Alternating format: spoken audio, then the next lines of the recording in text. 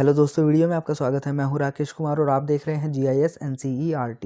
दोस्तों, आज हम हल करने वाले हैं कक्षा 8 के गणित विषय की प्रश्नावली 13.1 के क्वेश्चन नंबर 1 से लेके क्वेश्चन नंबर 5 तक।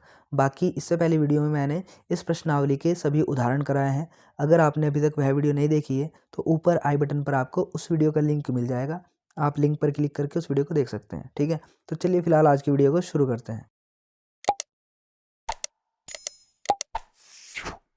ये देखिए, यह प्रश्नावली का पहला क्वेश्चन। इसमें कहा गया है एक रेलवे स्टेशन के निकट कार पार्किंग शुल्क इस प्रकार है: 4 घंटों तक 60 रुपये, 8 घंटों तक 100 रुपये, 12 घंटों तक 140 रुपये और 24 घंटे तक 180 रुपये लगेंगे उसमें। ठीक है, जांच कीजिए कि क्या कार पार्किंग शुल्क पार्किंग समय के प्रत्यक्ष अनुपात में है।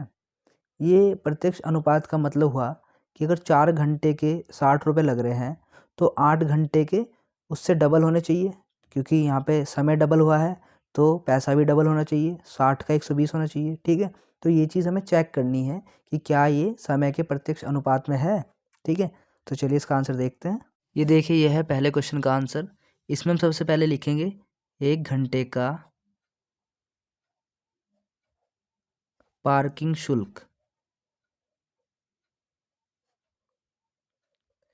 1 घंटे में जो पार्किंग शुल्क लग रहा है वो हम लिखेंगे सभी के लिए। यहाँ पर C1 का मतलब हो गया है जो 4 घंटे का 60 रुपये था। ठीक है, तो उसका 1 घंटे का पार्किंग शुल्क कितना है वो चीज़ है ये। ठीक है, तो 60 को हम 4 से भाग करके देख लेंगे 1 घंटे का पार्किंग शुल्क कितना है, वो है 15 रुपये। ठीक है, ऐसे ही हम C2 निकालेंगे जिसमें 8 घंटे का पार्किंग शुल्क था 100 रुपये, तो 1 घंटे का इसका हो जाएगा 12 रुपये 50 पैसे। ऐसे ही हम इसमें C3 निकालेंगे जिसमें 12 घंटे का पार्किंग शुल्क था 140 रुपये, तो 1 घंटे का निकाल देंगे इस तरीके से डिवाइड करके 11.67 आएगा। फिर C4 निकालेंगे जिसमें 24 घंटे का पार्किंग शुल्क था 180 रुपये, इसको डिवाइड करके 1 घंटे का निकाल लेंगे। ठीक है, अब आप यहाँ पे देख सकते हो प्रत्येक घंटे का जो पार्किंग शुल्क है वो अलग अलग है। ठीक है, इसका मतलब ये हुआ कि ये जो शुल्क है पार्किंग शुल्क ये समय के प्रत्यक्ष अनुपात में नहीं है। ठीक है, आप इसको ऐसे भी लिख सकते हो क्योंकि C1 equal not C2 equal not C3 equal not C4 कोई भी आपस में बराबर नहीं है, अतः कार पार्किंग शुल्क समय के प्रत्यक्ष अनुपात में नहीं है।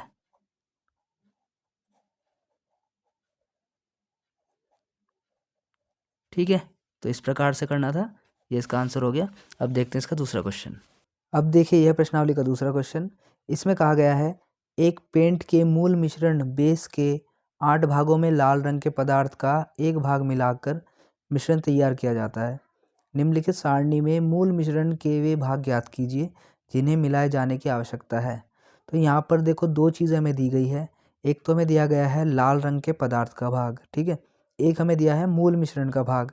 ठीक, यहाँ पे दिया है कि लाल रंग का जो पदार्थ का भाग है, अगर हम एक भाग लाल रंग का पदार्थ मिलाते हैं तो मूल जो मिश्रण है, जो मेन मिश्रण है जिसमें वो मिलाया जा रहा है, उसका 8 भाग हम यूज़ कर रहे हैं। ठीक है, अगर हम लाल रंग के पदार्थ का जो भाग है वो 4 भाग अगर हम मिलाएंगे तो उसके लिए मूल मिश्रण कितना हिस्सा में लेना पड़ेगा। ठीक है, ताकि वो मिश्रण तैयार किया जा सके। ठीक है, इसी प्रकार से लाल रंग का अगर हम 7 भाग लेंगे तो मूल मिश्रण का कितना भाग लेना पड़ेगा। अगर लाल रंग का हम 12 भाग लेंगे तो मूल मिश्रण का कितना भाग लेना पड़ेगा। इसी प्रकार से ये भी दिया हुआ है। ठीक है, तो चलिए इसका आंसर देखते हैं। ये देखिए, दूसरे क्वेश्चन का आंसर है। इसमें हमें टेबल दी गई है क्वेश्चन के अंदर। यहाँ पर है लाल रंग के पदार्थ के भाग दिए गए हैं यहाँ पर, और ये है मूल मिश्रण के भाग। तो ये तो चीज़ दी गई है, ये हमें ज्ञात करने हैं, तो आप इनको मान लेना। इसको मान लेंगे x1, x2, x3, x4, x5। ऐसे इसको y1, y2, y3, y4, y5। ठीक है, अब हमें क्या करना है इसके अंदर, ये जो y2, y3, y4, y5 है इनकी वैल्यू हमें निकालनी है। ठीक है, तो सूत्र लगाएंगे तब सीधा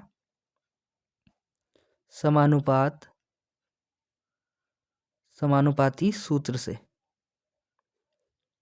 सूत्र क्या है समानुपाती का, x1 upon y1 equals to x2 upon y2, यानी कि ये है x1 upon y1 equals to x2 upon y2। ठीक है, तो ये सूत्र लगा देंगे, इसमें वैल्यू रख देंगे। x1 कितना है, ये देखिए 1, y1 कितना है 8, बराबर x2 कितना है 4, और ये y2 कितना है कुछ नहीं है, तो ऐसे लिख दो, ये हमें ज्ञात करना है।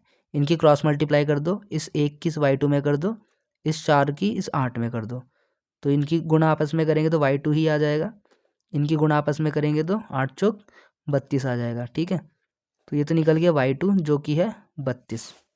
ठीक, ऐसे ही बाकी सभी निकाल लेंगे। इसी प्रकार अब हम क्या करेंगे, y3 भी निकाल लेंगे। इसको हम ऐसे लिख लेंगे x1 upon y1 equals to x3 upon y3। तो y3 निकालना है, तो x1 है 1, y1 है 8, बराबर x3 है 7, y3 कुछ नहीं है, तो इसको तो ज्ञात करना है। इनकी क्रॉस मल्टीप्लाई कर देंगे। ठीक है, y3 की 1 में करेंगे तो y3 ही रहेगा इस प्रकार से, और इन दोनों के आपस में करेंगे तो आएगा 56।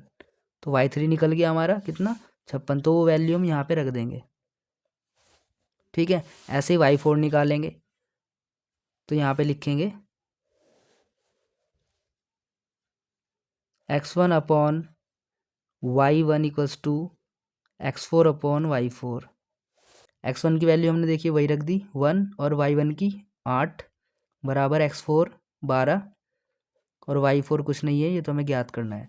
इनकी क्रॉस मल्टीप्लाई कर देंगे आपस में, और इनकी गुणा होगी आपस में, तो 12 अट्ठे 96, 96 आ जाएगा यहाँ पे। ठीक है, यहाँ पे भी 96 लिख लेंगे।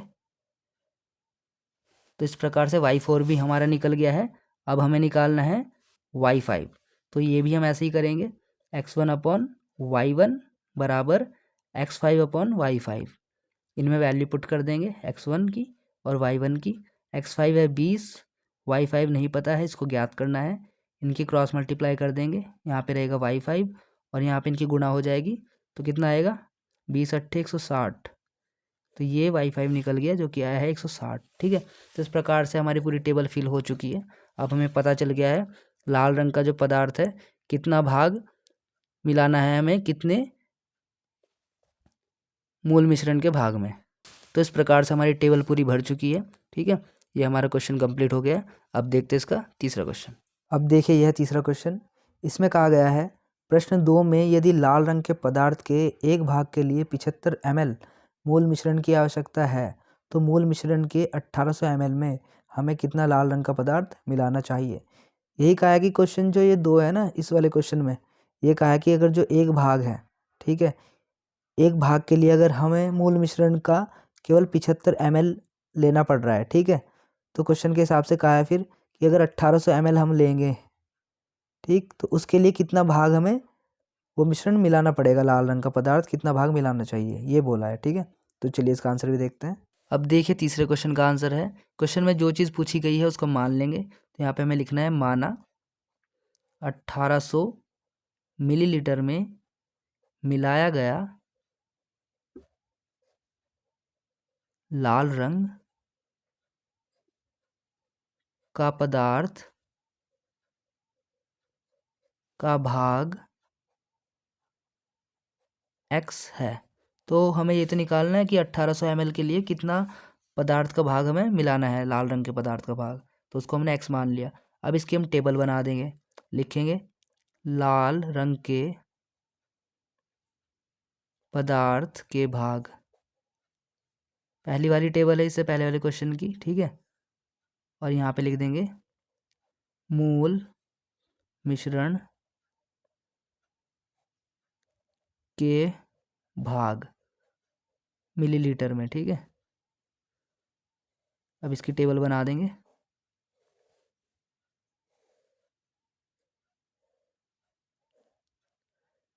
ये है 1 और यहाँ है 75, ये हमने x माना है, और यहाँ है 1800।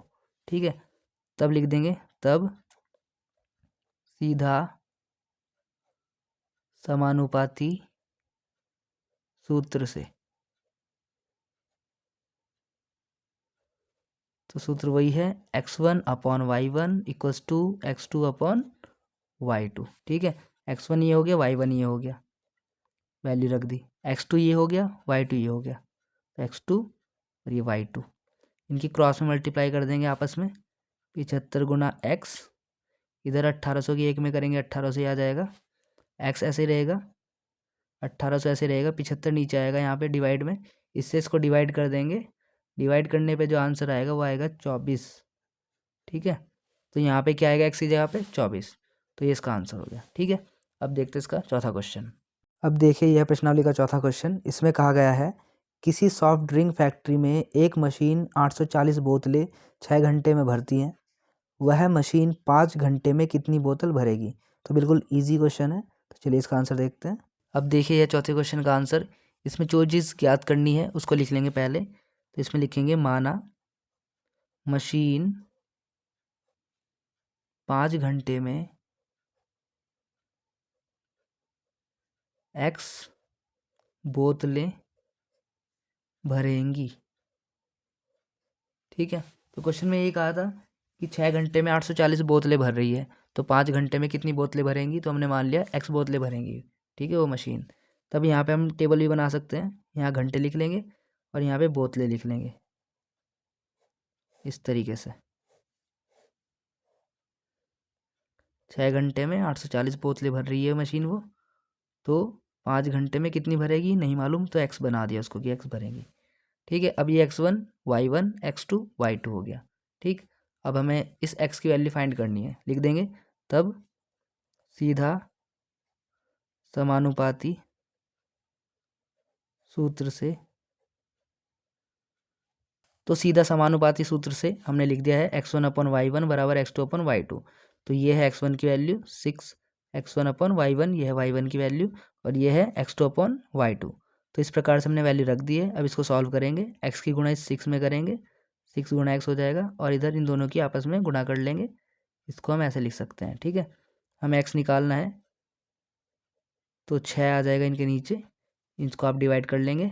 ठीक है, डिवाइड करने पे आएगा 140, ये गुणा 5 ऐसे रहेगा, इनकी गुणा करोगे तो आएगा 700, तो x इक्वल्स टू 700 700, यानी कि 5 घंटे में 700 बोतलें वो मशीन भर देगी। ठीक है, तो इसका आंसर हो गया। अब देखते हैं पाँचवा क्वेश्चन। अब देखिए यह प्रश्नावली का पाँचवा क्वेश्चन, इसमें कहा गया है एक बैक्टीरिया या जीवाणु के फोटोग्राफ यानी कि चित्र को 50,000 गुना आवर्धित करने पर उसकी लंबाई 5 सेंटीमीटर हो जाती है, जैसा कि संलग्न चित्र में दिखाया गया है। ये चित्र है बैक्टीरिया का। इस बैक्टीरिया की वास्तविक लंबाई क्या है, मैं इसकी वास्तविक लंबाई बतानी है, एक्चुअल लेंथ कितनी है। यदि फोटोग्राफ को केवल 20,000 गुना आवर्धित किया जाए, आवर्धित मतलब जूम किया जाए, तो उसकी आवर्धित लंबाई क्या होगी। यहाँ पे हमें एक तो आवर्धित लंबाई बतानी है कि जूम करने पे कितनी लंबाई हो जाएगी, जैसे यहाँ पर हुई थी 5 सेंटीमीटर, 50,000 गुना जूम करने पर इतनी लंबाई हुई थी, तो 20,000 गुना जूम करने पर कितनी लंबाई होगी ये हमें बतानी है। साथ ही हमें इसकी वास्तविक लंबाई भी बतानी है। ठीक है, तो चलिए इसका आंसर देखते हैं। अब देखिए यह पाँचवें क्वेश्चन का आंसर, इसमें भी जो चीज़ हमें ज्ञात करनी है उसको लिख लेंगे। तो इसमें लिखेंगे सबसे पहले माना बैक्टीरिया की आवर्धित लंबाई x सेंटीमीटर है। तो हमें निकालना है बैक्टीरिया की आवर्धित लंबाई, तो उसको हमने मान लिया x सेंटीमीटर। ठीक है, एक चीज़ और कहा था, इसमें कहा था कि बैक्टीरिया की वास्तविक लंबाई भी निकालो, वास्तविक लंबाई। तो देखो वास्तविक लंबाई हम निकाल सकते हैं। क्वेश्चन में कहा है कि 5 सेंटीमीटर लंबाई हो जाती है उस बैक्टीरिया की आवर्धित लंबाई, अगर हम उसको 50,000 गुना जूम करें, आवर्धित करें तो। ठीक है, तो इस 5 को इस 50,000 से डिवाइड करना है आपको, तो उसकी वास्तविक लंबाई निकल जाएगी इसकी बैक्टीरिया की। ठीक है, तो डिवाइड कर लीजिए, ये आगे देखिए 1/10,000, इस 10,000 को आप लिख सकते हो 10 की घात 4। ठीक है, इसको जब आप ऊपर लेके आओगे 10 की घात 4 को, तो आप इसको ऐसे लिख सकते हो 10 की घात -4 सेंटीमीटर। तो ये है उसकी वास्तविक लंबाई किसकी, बैक्टीरिया की। ठीक है, अब हमें ज्ञात करना है बैक्टीरिया की आवर्धित लंबाई कितनी होगी अगर उसको 20,000 गुना जूम किया जाए, आवर्धित किया जाए। तो इसके लिए टेबल बना लेंगे यहाँ पे लंबाई का, ये लंबाई हो गई सेंटीमीटर में, और यहाँ पे आवर्धन हो गया उसका। ठीक है, टेबल बना लेंगे इस तरीके से। 5 सेंटीमीटर हो रहा है जब उसको 50,000 गुना आवर्धित किया जा रहा है, तो कितने सेंटीमीटर होगा जब उसको 20,000 गुना आवर्धित किया जाएगा, ये पूछ लिया है। तो इसमें सीधा अनुपात वाला फॉर्मूला लगा दो, तब सीधा अनुपात सूत्र से या सीधा समानुपाती सूत्र से, एक ही बात है, ठीक है। तो x1 upon y1 equals to x2 upon y2। x1 ये है 5, x2 ये है 50,000, x2 यहाँ पे x है और y2 है 20,000, ठीक है। ये हमने लिख दिया ऐसे ही। अब क्रॉस मल्टीप्लाई कर दो इनकी आपस में, ये हो जाएगा 50,000 गुना x बराबर इधर 20,000 गुना 5, ठीक है। हमें तो x निकालना है, तो ये वैल्यूज ऐसे रहेंगी, नीचे 50,000 ये आ जाएगा, ठीक है। 4 जीरो थे, 4 जीरो से कैंसिल हो गई, ये 5 इस 5 से कैंसिल हो गया, बचा 2। तो x की वैल्यू कितनी है 2, तो 2 सेंटीमीटर। 20,000 गुना जब हम उसको आवर्धन करेंगे तो 2 सेंटीमीटर लंबाई उसकी आ जाएगी, ठीक है। तो दोस्तों आज की वीडियो में बस इतना ही, बाकी जो इसके क्वेश्चन रह गए हैं वो हम करेंगे अगली वीडियो में। तब तक के लिए आप इस वीडियो को देखिए, बताइए वीडियो आपको कैसी लगी। वीडियो अगर अच्छी लगी तो वीडियो को लाइक कर देना, शेयर करना अपने दोस्तों में, कमेंट भी करके बताना कि वीडियो कैसी लगी। और अगर आप इस चैनल पर नए हो तो चैनल को सब्सक्राइब करना मत भूलना, क्योंकि मैं और भी ऐसे एजुकेशनल वीडियो आप सभी के लिए लेकर आता रहता हूँ, ठीक है। तो मिलता है आपसे अगली वीडियो में, तब तक के लिए bye, take care, thanks for watching.